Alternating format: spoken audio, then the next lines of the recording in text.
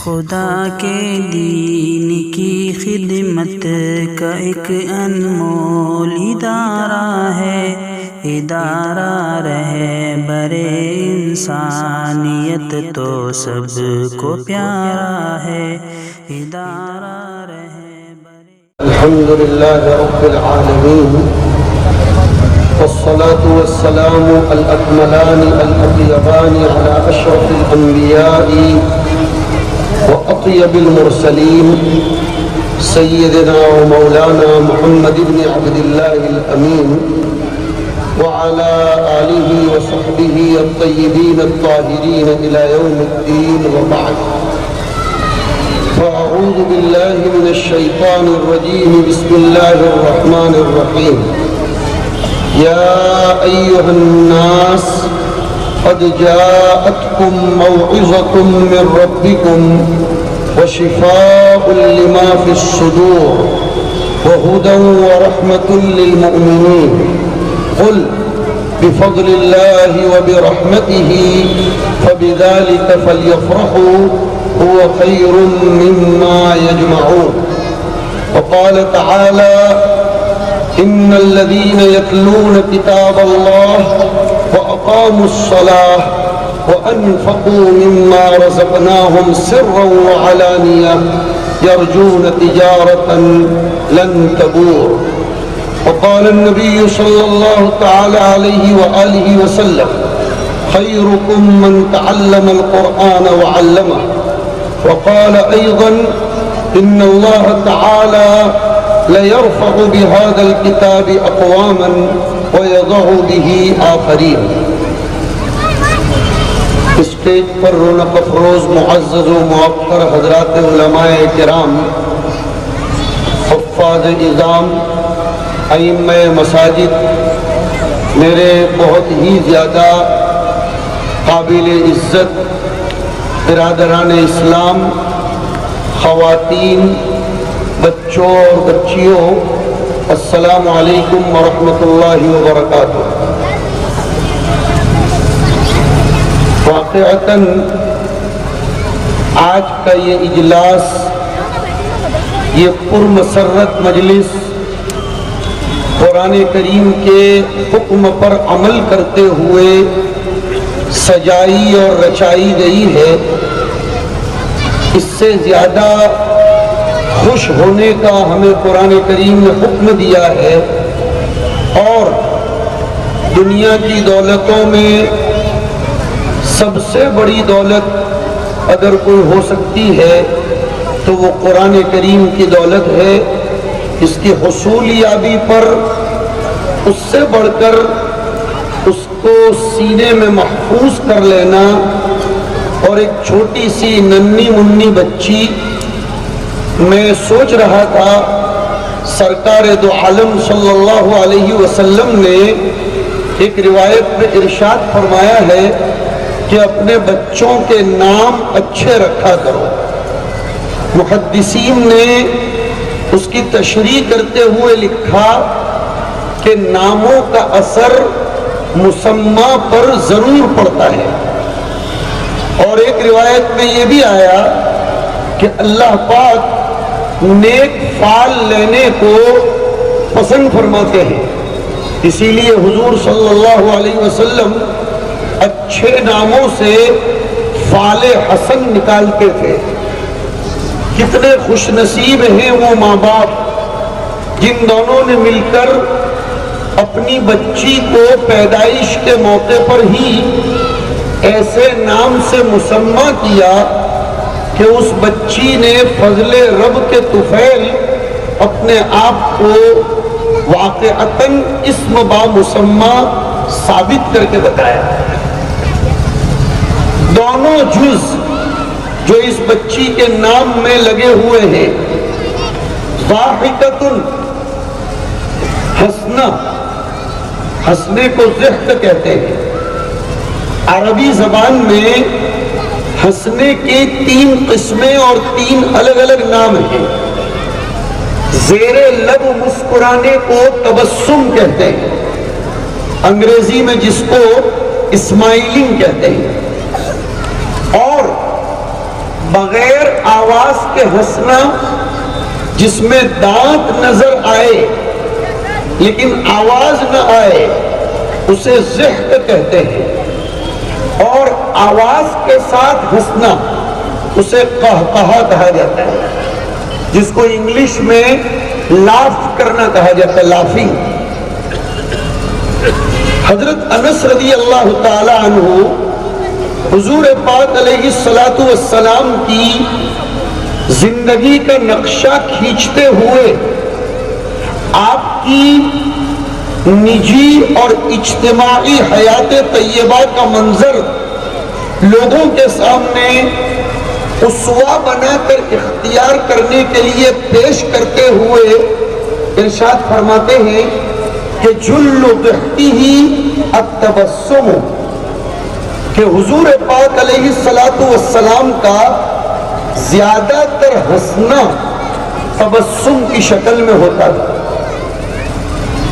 ہماری طرح نہیں کہ چھوٹی چھوٹی بات پر زور زور سے ہنسنا، آوازیں کرنا، یہ غیر مہذب، غیر مربع اور غیر منظم قوم ہونے کی علامت ہوتی ہے کہ کسی قوم میں تہذیب و تربیت کا فقدان ہو۔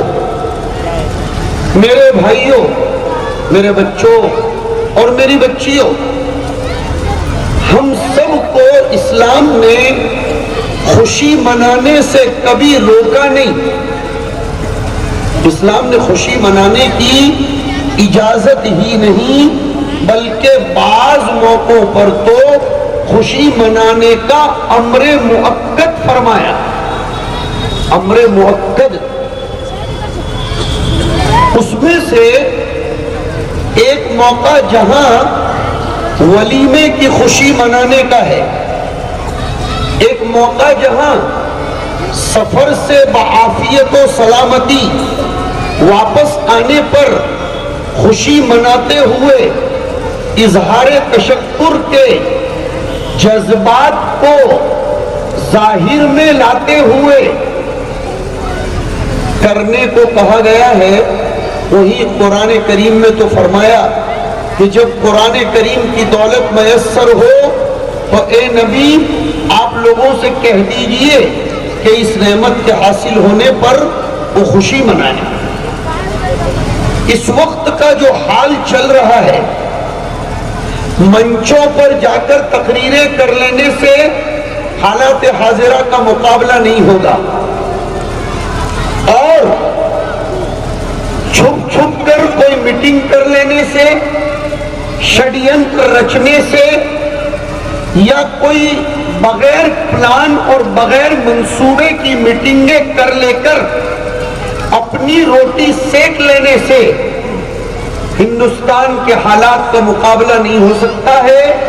ہمیں اپنی تاریخ کو پیچھے دہرانا پڑے گا، تھوڑا پیچھے لے جانا پڑے گا، زیادہ پیچھے نہیں، ورنہ آپ لوگ کہو گے کہ یہ مولانا لوگ پرانی بات سناتے ہیں۔ حضرت شیخ الہند رحمۃ اللہ علیہ، جن کے بارے میں کہا کرتا ہوں اتقوا فراست المومن فإنه ينظر بنور اللہ تبارک و تعالی، اللہ تعالیٰ نے حضرت شیخ الہند رحمۃ اللہ علیہ کو عجیب و غریب قسم کی فراست سے نوازا تھا کہ حضرت شیخ الہند کو جب انگریز بھارت کے مقابلے میں تھے اور اس وقت جو حالات چل رہے ہیں اس سے زیادہ خطرناک حالات تھے، اس سے زیادہ خطرناک حالات تھے، لیکن ہم لوگ اتہاس پڑھتے نہیں۔ دلی سے لے کر شاملی، دلی سے لے کر پنجاب تک کا کوئی درخت باقی نہیں تھا جس پر کسی عالم کو پھانسی پر لٹکایا نہ گیا ہو۔ اس جملے میں جواب ہے ان خام خیالوں اور بے بصیرت نوجوانوں کے لیے جو بلا وجہ کے عناد و تعصب کے شکار ہو کر یا الغزول فکری کی زد میں آ کر یہ آوازیں اٹھاتے ہیں کہ علماء کرام کچھ کیوں نہیں کرتے۔ میرے پاس وقت نہیں ہے ورنہ میں اس کو کھولتا۔ حضرت شیخ الہند رحمۃ اللہ علیہ نے کالے پانی کی سزا بھگتتے ہوئے اللہ کی طرف متوجہ ہو کر سوچا تھا، اللہ سے الہام مانگا تھا، استلہام فرمایا تھا، اللہ نے اس ڈوبتے ہوئے ہندوستان کو کنارے پر لگانے کے لیے اس مرد مجاہد اور مرد حق پرست کے دل میں دو باتیں ڈالی تھی، اور حضرت نے ان دونوں باتوں کو دیوبند کی سرزمین مبارک پر آ کر جامع مسجد دیوبند میں ارشاد فرمائی تھی۔ فرمایا تھا کہ میری نگاہیں صدیوں اور صدیوں کے بعد تک کے بھارت کو دیکھ رہی ہے، اگر اس ملک میں مسلمان عزت، آبرو، سلامتی اور کامیابی کے ساتھ جینا چاہتا ہے تو اس کو دو کام مضبوطی کے ساتھ کرنے پڑیں گے۔ سب سے پہلا مکاتب اسلامیہ کا قیام، اور دوسرے نمبر پر وحدت مسلمین، مسلمانوں کی یونٹی۔ اللہ بھلا کرے ہمارے بزرگوں کا، اور بالخصوص دارالعلوم دیوبند کا، کہ دارالعلوم نے جہاں ہمہ جہتی خدمات امت اسلامیہ کو عنایت فرمائی، ان میں دارالعلوم کی مستقل خدمت رہی اقامت مکاتب کا قیام، اور دارالعلوم کے ان جذبات کو ہمارے بزرگوں نے لیا۔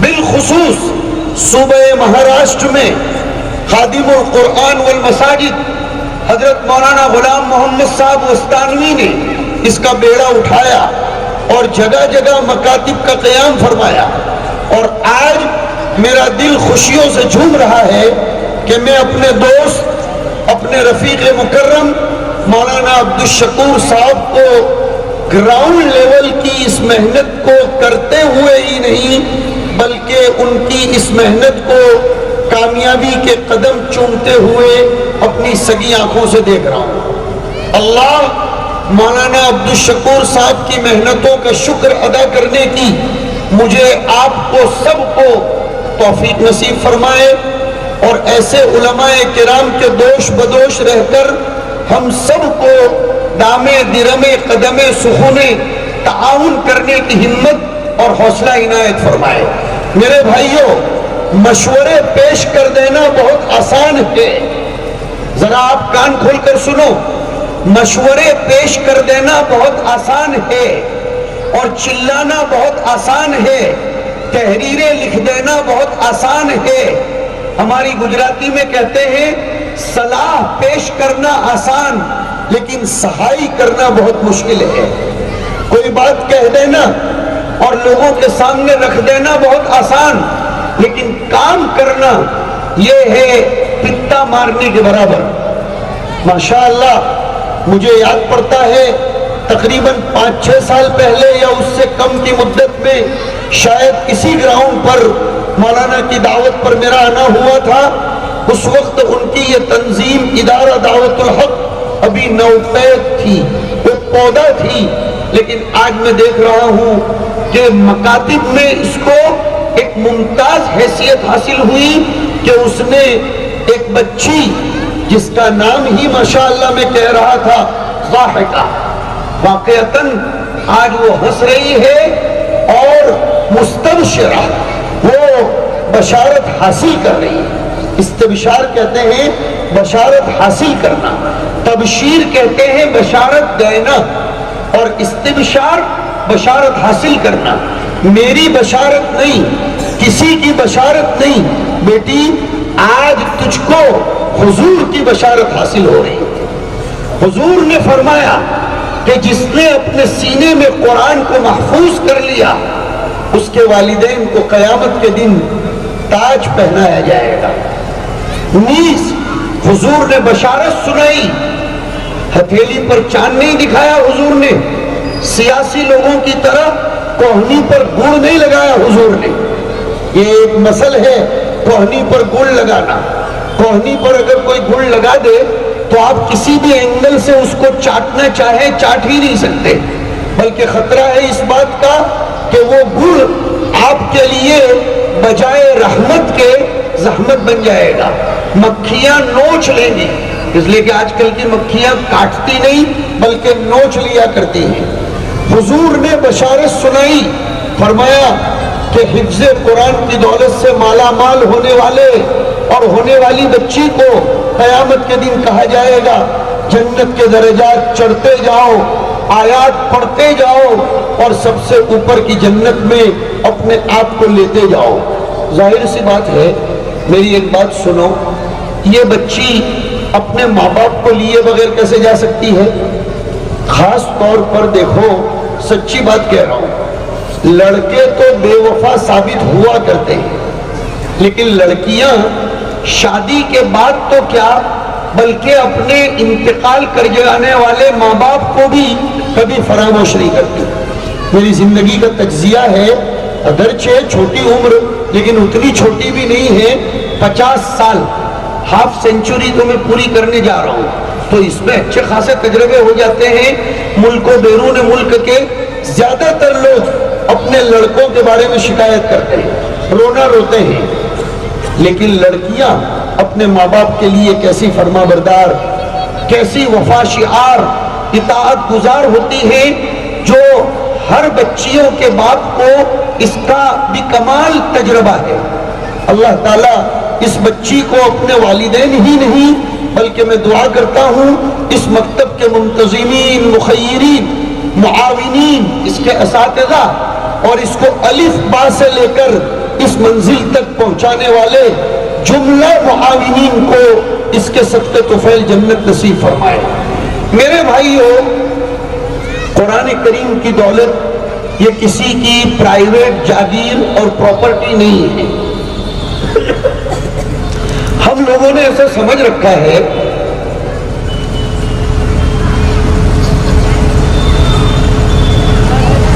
کہ لڑکوں کو ہی علم دین سے آراستہ کیا جا سکتا ہے۔ ذرا توجہ سے آپ ایک نکتہ سنیں گے۔ اماں عائشہ رضی اللہ تعالی عنہ، جن کی رخصتی 9 سال کی عمر میں راجح قول کے مطابق ہوئی تھی۔ ذرا توجہ دینا، بہت خاص پوائنٹ کی طرف اشارہ کر رہا ہوں۔ نظر جس کی جیسی جس کی نظر، لیکن پاکیزہ نظر والوں کو بھی ایک خیال آتا ہے، اعتراض نہیں بول سکتے، خیال آتا ہے کہ اس کم سنی میں حضرت عائشہ سے حضور نے کیسے نکاح فرما لیا۔ مستشرقین نے تو اس پر اعتراضات اچھالے، لوگوں نے اس کے جوابات دیے، فزیکلی، سائیکولوجیکلی اس کا جواب آسان ہے کہ دیار عرب میں جو گرم ممالک ہیں، جہاں کی غذائیں گرم ہیں، وہاں بچی جلدی جوان اور جلدی بوڑھی بھی ہو جاتی ہے۔ اور آج کل ہم دیکھتے ہیں بہت آسان، یہ بغیر ماں باپ کی جو مرغی ہے، بوائلر مرغی کو میں یتیم ہی نہیں بلکہ مجہول النسب مرغی کہا کرتا ہوں۔ اس کا کوئی نسب ہی نہیں ہوتا، اس کی ماں کون ہے وہ بھی نہیں معلوم، اس کا باپ کون ہے وہ بھی نہیں معلوم۔ اسی لیے تو اب اس پر ذہنی طور پر ہر آدمی پابندی لگا رہا ہے۔ میں نے ذہنی طور پر کہا ہے، ذہنی طور پر اور سیاسی طور پر نہیں۔ اس مرغی کے بارے میں آپ کو معلومات ہوگی کہ انجیکشن لگا کر، گرم غذائیں کھلا کر، کچھ کیمیکل پلا کر 2 دن کے بچے کو 4 مہینے جیسا بتایا جاتا ہے، اور 4 مہینے کے بچے کو 2 سال جیسا بتایا جاتا ہے۔ جب مرغی میں یہ غذائیں اثر کر سکتی ہیں تو انسانوں میں کیوں نہیں کر سکتی؟ لیکن مجھے ایک چیز خاص سنانی ہے جس کی وجہ سے میں نے یہ بحث چھیڑی۔ بعض محققین نے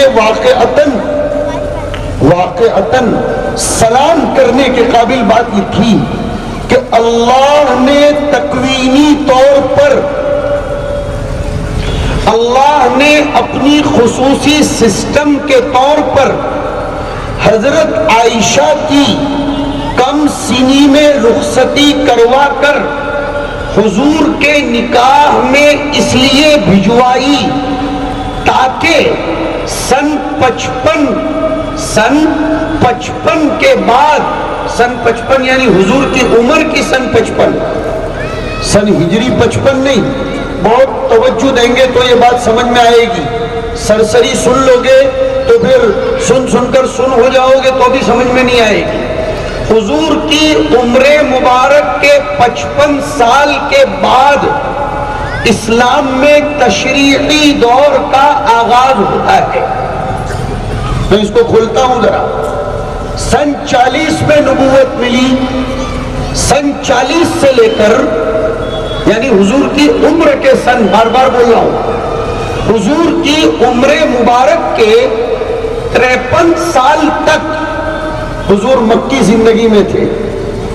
آپ کے لیے ماحول ایسا سازگار نہیں تھا کہ آپ کو تشریع مرتب کر سکے۔ کلمے پر ڈٹ کر محنت کی گئی، فنڈامنٹل اور بیس کو اسٹرانگ اور مضبوط بنایا گیا۔ 13 سال یوں گزرے، یعنی 53 سال۔ مدینہ منورہ تشریف آوری ہوئی تو غزوہ احد اور غزوہ بدر نے باطل کی کمر توڑ دی۔ یہ ہونے تک حضور کی عمر مبارک تقریباً 55-56 سال کی ہو رہی تھی، اور اب تشریعی دور کا کسی درجہ آغاز ہونے جا رہا تھا۔ میں نے کسی درجہ بولا، یہ لفظ یاد رکھنا تاکہ بعد میں کام آئے۔ ضرورت تھی اس بات کی کہ مشرکین نے جو الزامات لگا رکھے تھے کہ حضور جادو کرتے ہیں، حضور کہیں سے اپنا مضمون مرتب کرتے ہیں، حضور اپنی پرائیویٹ لائف میں کوئی نہ کوئی ایسی حرکت کرتے ہیں اور پھر نبوت کے کارہائے نمایاں انجام دیتے ہیں۔ ایک بات تو یہ ہے، اس کو توڑنے کی، رد کرنے کی ضرورت تھی۔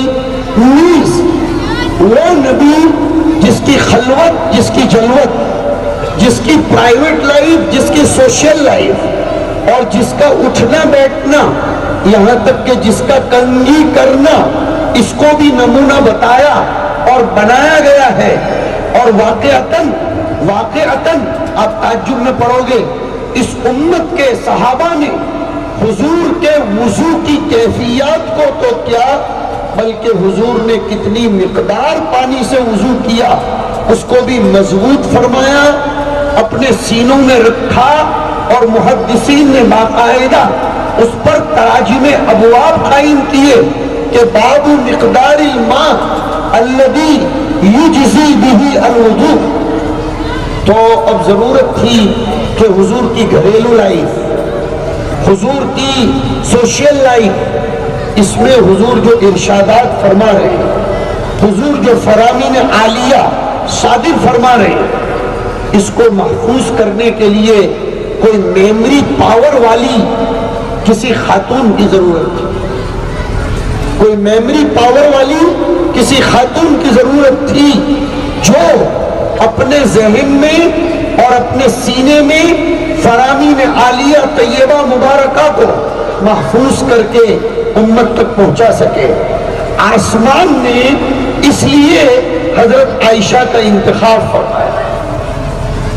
اور علماء کرام سے پوچھو کہ حضرت ابو ہریرہ کے بعد اگر علم حدیث میں سب سے بڑا کسی کا احسان ہے تو حضرت عائشہ کا احسان ہے۔ حضرت عائشہ رضی اللہ تعالی عنہ تقریباً 2500 روایات اس امت کو پیش فرما رہی ہے، اور دکتور مصطفیٰ السباعی نے تو اور کمال کر دیا کہ میرے نزدیک حضرت ابو ہریرہ سے بھی بڑا احسان حضرت عائشہ کا ہے، بایمانہ کہ حضرت ابو ہریرہ کی زیادہ تر روایات مراسیل کے قبیل کی ہیں۔ حضرت ابو ہریرہ نے اپنے سے متقدمین صحابہ سے سنا، ان سے معلوم کیا اور امت تک پہنچایا، لیکن یہ شرف و سعادت ماں عائشہ کو حاصل ہے کہ انہوں نے براہ راست درسگاہ نبوت سے اکتساب فیض فرمایا اور امت تک اس علم کو پہنچایا۔ اور مجھے یاد آ رہا ہے ہمارے سامعین کی طلب صادق کی برکت سے کہ اماں عائشہ نے ایک جگہ ایک عجیب طریقہ اختیار فرمایا. شاید سامنے بیٹھے ہوئے لوگوں میں سے شاید خال خال کسی کے کان میں یہ بات گزری ہو, تعجب تو ہوگا لیکن سننا پڑے گا. صحیح روایت ہے کہ حضرت عائشہ جب دیکھنے لگی کہ درسگاہ میں مجھے اپنے تلامذہ کی تعداد بڑھانی ہے اور مجھے آسمان کی طرف سے انتخاب کر کے جو روایات حضور کی زبان سے عنایت کی گئی وہ مجھے امت تک پہنچانی ہے, تو حضرت عائشہ کا تفرد تھا. توجہ سے سنیے, بار بار کہہ رہا ہوں, حضرت عائشہ کا تفرد تھا کہ حضرت عائشہ نے اپنی کچھ بھانجیوں اور اپنی بھتیجیوں کو اس کا مکلف کیا کہ میں کچھ صحابہ کو سلیکٹ کرتی ہوں, کچھ شاگردوں کا انتخاب کرتی ہوں, تم ان کو دودھ پلاؤ تاکہ تمہارے دودھ کی بنیاد پر ان سے میرا رضائی رشتہ قائم ہو اور میں ان کو بالمشافہہ علم پہنچا سکوں. مجھے معلوم ہے کہ یہ روایت ہر ایک کے ہضم ہونے کے قابل کی نہیں ہے. مجھ پر اگر کوئی اعتراض کرے تو اس سے پہلے ہی میں جواب دیتا ہوں کہ یہ منفرد ان کی رائے تھی, لیکن بہرحال یہ تفرد کسی چلنے پھرنے والے کا نہیں تھا.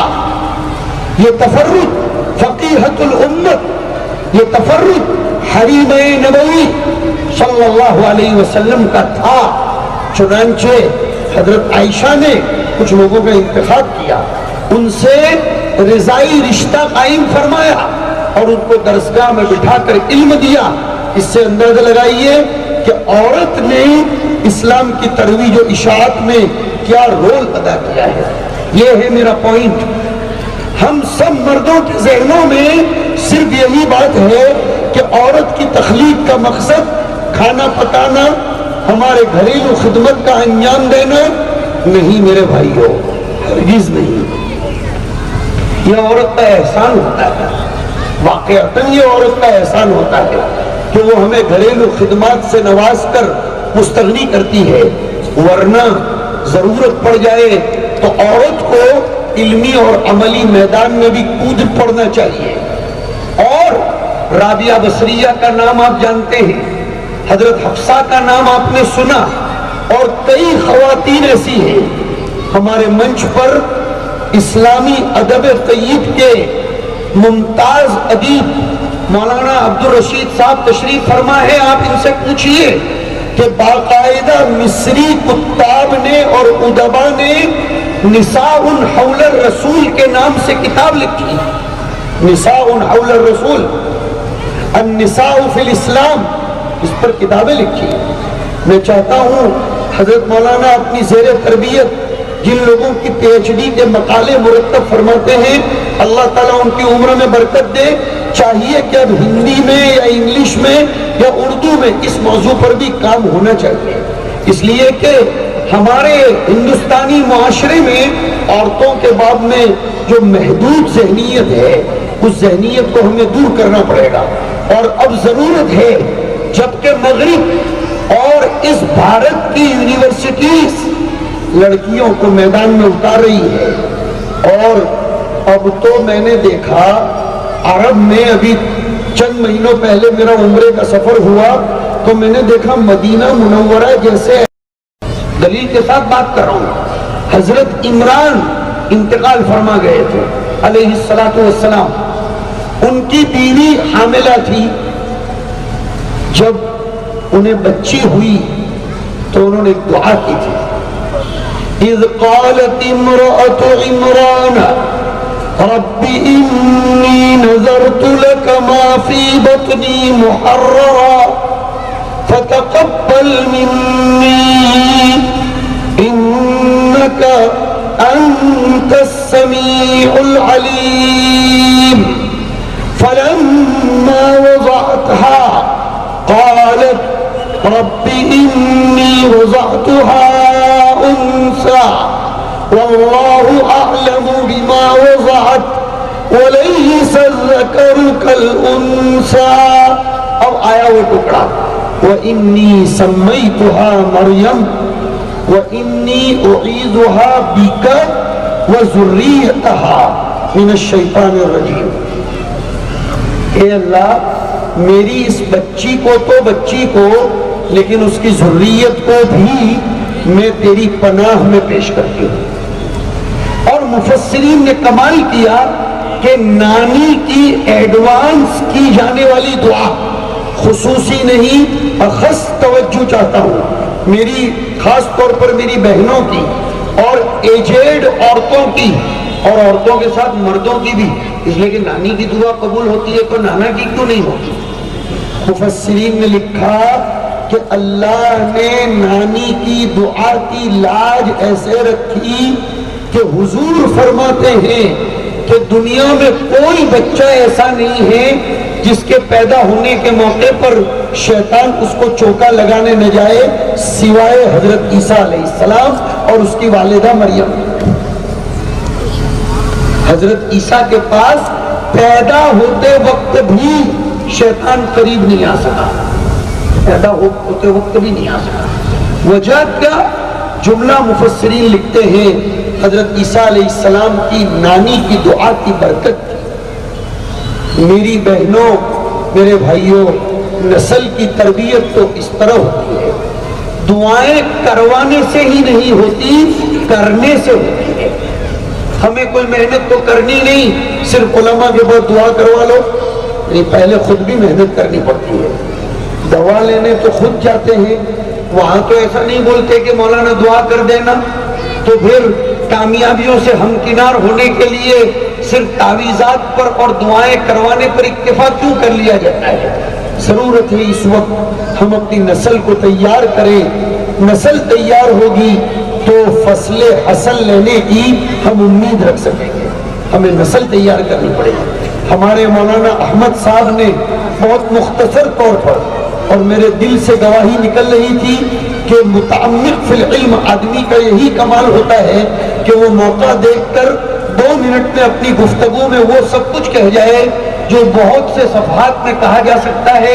انہوں نے بڑی اچھی بات کہی، اسی کے پس منظر میں میں کہتا ہوں اپنے بچوں کی تربیت کرو، اپنی بچیوں کی تربیت کرو، بالخصوص اسلامیات میں ان کو مضبوط بناؤ۔ اس زمانے میں دیکھو، میں اپنی گفتگو ختم کرنے کی طرف جا رہا ہوں، سنو ایک بات سنو، کڑوی تو لگے گی، سیاسی ذہن رکھنے والوں کو شاید زیادہ کڑوی لگے گی، لیکن حقیقت پر مبنی بات ہے۔ ہندوستان والوں کا جب انگریزوں سے مقابلہ تھا نا، اس وقت کا دور الگ تھا، اور ابھی ہمارا جن لوگوں سے مقابلہ ہے اس وقت کا دور الگ ہے۔ طریقہ بدلنا پڑے گا۔ کچھ لوگ یہ جو آوازیں لگاتے ہیں کہ انگریزوں کے ساتھ جو طریقہ اپنایا گیا تھا وہ طریقہ ہم اپنے برادران وطن کے ساتھ اپنائیں، یہ ٹوٹل رانگ طریقہ ہے۔ اس لیے کہ وہ قوم الگ تھی، یہ ہمارے برادران وطن ہیں جن کے ساتھ مل کر ہم نے اپنے ملک عزیز کو آزاد کروایا ہے۔ ان لوگوں کے ساتھ ہمیں مقابلہ کرنے کے بجائے ان کو اسلام کی دعوت پریکٹیکلی اور اورلی دونوں اعتبار سے دینی پڑے گی۔ کل میں ایک مسجد کے افتتاح میں تھا، اللہ نے میرے پاس بڑی اچھی بات کہلوائی کہ ہم لوگوں نے تو اپنی مساجد کو خود مسلمانوں کے فرقوں میں بانٹ رکھا ہے کہ یہ مسجد فلاں کی، یہ مسجد فلاں کی۔ سیرت میں جاؤ ذرا، سیرت میں واضح دلیل ہے بخاری شریف کی، انکار اور توجیہ کرنے سے پہلے ہمیں اپنے اسلام کے بارے میں سوچنا چاہیے۔ سمامہ ابن اسال الحنفی رضی اللہ تعالیٰ عنہ کٹر مشرک تھے، عمرہ کرنے جا رہے تھے، حضور کے صحابہ کے جماعت نے ان کو پکڑ لیا، پکڑ کر حضور کی بارگاہ میں پیش کیا گیا۔ حضور نے ان کو کوئی الگ جیل بنا کر باہر قید نہیں کیا، مسجد نبوی کے ستون سے باندھ دیا۔ بساریت من سواری المسجد۔ اب سنو آگے، ہم کو کھانا بھی پہنچایا جاتا تھا، پینا بھی پہنچایا جاتا تھا۔ ہر نماز کے بعد حضور ان کے پاس سے گزرتے ہوئے پوچھتے تھے کہ تمہارا ہم لوگوں کے بارے میں کیا خیال ہے؟ ان کا جواب بھی عجیب تھا. وہ جواب دیتے تھے ان تقتل تقتل ذادم وان تنعم تنعم علی شاکر. اگر آپ مجھے قتل کر دو گے تو میرا قتل کرنا آپ کے لیے جائز ہے، اس لیے کہ میں مشرک ہونے کی حالت میں پکڑ کر لایا گیا ہوں. لیکن یہ عربوں کی غیرت تو دیکھو، ادب عربی کی چاشنی جس نے چکھی ہو وہ لفظ میں سے نکال سکتا ہے کہ اگر آپ میری جان بخشی کرو گے تو میں شکر گزاری کروں گا. ایسا نہیں کہا کہ میں اسلام لے آؤں. وہ غیرت کا خیال کیا تاکہ کہیں کسی کو یہ میسج نہ جائے کہ میں اسلام لا رہا ہوں جان کے ڈر سے. حضور نے چلنے دیا، 3 دن گزرنے دیے. 3 دن کے بعد حضور نے ان کو اس ستون سے چھوڑا. وہ فوراً مسجد کے باہر تشریف لے گئے. ایک باوڑی میں آپ نے غسل فرمایا، غسل کر کے اندر تشریف لے آئے اور حضور کے ہاتھ میں ہاتھ دے کر اسلام قبول فرما لیا. اور سنو نا، اصل پوائنٹ اب آ رہا ہے. حضور نے فرمایا کہ what is the reason of your Islam, تمہارے اسلام لانے کا سبب کیا ہے؟ انہوں نے ایسا نہیں کہا کہ میں نے آپ کا خطبہ سنا، میں نے آپ کی تقریر سنی، میں نے آپ کے مشورے دیکھے. انہوں نے فرمایا حضور میں 3 دن سے دیکھ رہا ہوں آپ کے صحابہ کی جمعیت کو، آپ کے صحابہ کے شیر و شکر ہونے کو، آپ کے صحابہ کے آپ پر فدا ہونے کو، آپ کے صحابہ کی سنجیدگی، متانت، آپ کے صحابہ کا ایثار، قربانی. وقت نہیں ہے ورنہ میں قرآنی آیات پیش کرتا. صحابہ کے اخلاق پر مشتمل اس پر بھی باقاعدہ جلسے ہونے چاہیے تاکہ ہم صحابہ کے اخلاق کا فالو کر کے برادران وطن کو سمجھا سکیں. اور ایک جملہ، سندی جملہ فرمایا واللہ ما کان علی وجہ الارض وجہ ابغض الوجوہ من وجہک. والآن اب کا حال یہ ہے کہ پوری سرزمین پر آپ سے زیادہ محبوب چہرہ میری نظر میں اب کسی کا نہیں. وجہ یہ ہے کہ میں نے آپ کے صحابہ کے اخلاق دیکھے.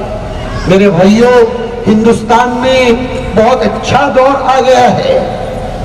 بقول محسن ہندوستان ظلم کیا ہے ہندوستان کے لوگوں نے اس شخصیت کے ساتھ کہ اس کا تعارف صرف ادیب کے ذریعے کروایا.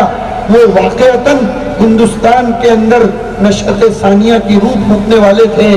میری مراد، میرا آئیڈیل اور نمونہ حضرت مولانا سید ابو الحسن علی الندوی رحمۃ اللہ علیہ ہیں. فرمایا کرتے تھے کہ اللہ کے تکوینی نظام کو میں نے غور سے سوچا اور پڑھا تو مجھ کو نظر آیا ہر تخریب کے بعد زبردست تعمیر ہوا کرتی. تو ابھی ہندوستان میں جو حالات چل رہے ہیں اس سے ہمیں مایوس ہونے کی، بے چین ہونے کی ضرورت نہیں ہے. ابھی ہمارے رفیق مکرم مولانا احمد صاحب بہت درد بھرے لہجے میں مجھ سے کہہ رہے تھے کہ مولانا امت میں عجیب بے چینی ہے. تو میں نے چھوٹے منہ بڑی بات کر دی کہ حضرت بے چینی تو ہے لیکن یہ امت احتیاط بھی کہاں اپنا رہی ہے، یہ امت فکر بھی کہاں کر رہی ہے، صرف کمپلین کر رہی ہے، علاج کی کوئی فکر نہیں. ابھی بھی ہماری شادیوں کا حال وہی ہے، رسومات کا حال وہی ہے، ہماری بے پردگی کا حال وہی ہے. نہیں، میں اب آخری جملے کہہ رہا ہوں، اس کو پھر اپنے علماء سے تشریح کے انداز میں کھول کر سنتے رہنا. اس وقت امت کو 4 چیزوں پر آنے کی ضرورت ہے. 4 چیزوں پر آنے کی ضرورت ہے: وحدت، خدمت، دعوت اور رجعت. وحدت، یونٹی، خدمت کرو سب لوگوں کی بلا تفریق مسلک و مذہب و مشرب، سب کی خدمت کرو. ارے بھائی، اسی خدمت کو تو حضرت خدیجہ نے حضور کی عزت کی وجہ بتایا تھا. میں شارٹ میں بات کر رہا ہوں. اسی خدمت کو، رفاہی کام کرو، لوگوں کی خدمت کرو، ہاسپٹلوں میں جاؤ اور غریبوں، ناداروں، مسکینوں کی بلا تفریق، مسلمان اور غیر مسلم کے سب کے کام آؤ. خدمت اور دعوت، پریکٹیکلی دعوت، اخلاق کے ذریعے دعوت. اور ہمارے یہاں گجرات میں بھی وہ طریقہ چل پڑا ہے آپ کو بھی اختیار کرنا چاہیے کہ سنڈے کو مسجد درشن کا پروگرام بناؤ کہ بھئی 4 بجے سے لے کر 7 بجے تک ہماری مسجد کھلی ہوئی ہے، آئیے ہمارے وضو، اذان، نماز اور امامت کی فلسفی کو سمجھیے۔ اور چوتھی چیز ہے رجعت الی اللہ، اللہ کی طرف انابت۔ یہ 4 چیزیں ہوں گی تو اللہ رب العزت ہمیں محبوب اور مقبول بنائے گا۔ اللہ تعالیٰ ہماری اس بیٹی کو، اس کے والدین کو، اس کے پورے خاندان کو مبارک فرمائے، اس کے استاذ کی مساعی جمیلہ کو بے انتہا شرف قبول بخشے، اور اس بیٹی کے اعزاز و اکرام میں اتنی ساری علماء کرام کی ٹیم یہاں جمع ہوئی، ان سب علماء کی دعاؤں کو اس بچی کے حق میں آئندہ کے لیے کامیابی کا ذریعہ بنائے۔ میں اس کے والد سے درخواست کرتا ہوں کہ آئندہ اس بچی کو حافظ حدیث بنانے کی طرف بھی آپ توجہ دیں، تاکہ اماں عائشہ کا نمونہ بن کر یہ امت میں کھڑی ہو سکے اور خواتین اسلام کی خدمت مقبول کر سکے۔ وآخر دعوانا ان الحمدللہ رب العالمین، اللہم صلی وسلم وبارک علی سیدنا مولانا محمد وعلى آلہ واصحابہ اجمعین۔ اللہم آنس وحشتنا فی قبورنا، اللہم ارحمنا بالقرآن العظیم واجعله لنا اماما ونورا وهدى ورحمة، اللهم ذكرنا منه ما نسينا او نسينا وعلمنا منه ما جهلنا وارزقنا تلاوته والعمل به آناء الليل وآناء النهار واجعله لنا حجة يا رب العالمين برحمتك يا ارحم الراحمين۔ ادارہ رہے برے انسانیت تو سب کو پیار